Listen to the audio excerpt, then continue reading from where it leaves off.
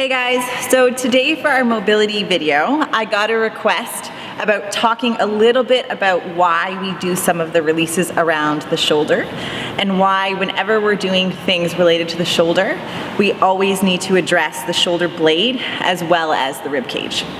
So I have the skeleton here and I want you to take a look at some of the bones around the shoulder. So you have your long arm bone, which is called your humerus. And then you have your shoulder blade, also your scapula, so shoulder blade, aka scapula, and you have your collarbone. And if you take a look at how these bones are formed and how this joint is formed, you have the shoulder blade, which goes against the ribs, and it attaches at the AC joint to the collarbone.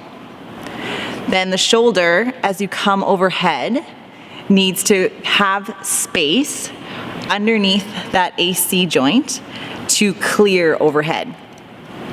The way that happens is that you have what's called upward rotation of the shoulder blade. So as your arm comes up overhead, your shoulder blade also needs to clear upwards in order to create more space in that joint so that you don't get this pinching happening here. So this is actually kind of a perfect model because the shoulder blade doesn't move. So as I come up overhead with the skeleton, it starts to impact here. And this is what becomes known as impingement syndrome. So if you're having some inflammation around the tendons in the shoulder, it creates more space and cause friction as your arm tries to come up overhead, and then this can create a lot of issues.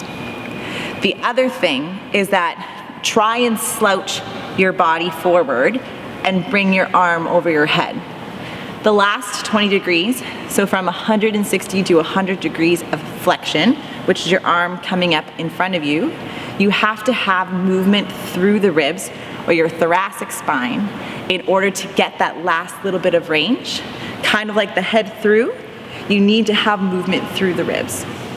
What happens when we sit a lot is we get slouching through the ribs, and it can cause some stiffness coming into the thoracic spine, as well as cause tightness in some of the muscles in the front of the arm, mostly the pec muscle, which we have done some releases for.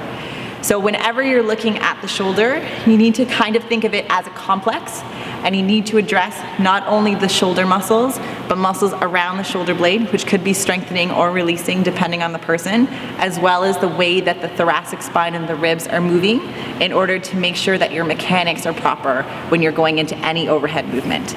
So that can be like your clean and jerk or your strict press where you're here, or some of your overhead squats or your snatch position where you're a little bit wider. They play a little bit of a different dynamic depending on your position, but they're all really important and they all work together to make sure that you stay injury-free. Okay, so a little bit of a background information on some of the releases that we do in the shoulder, but kind of use it to understand why we address multiple things when we think about any type of shoulder pain. All right, that's it for the mobility video for this week. Check out the blog at the link below, and we'll see you next week.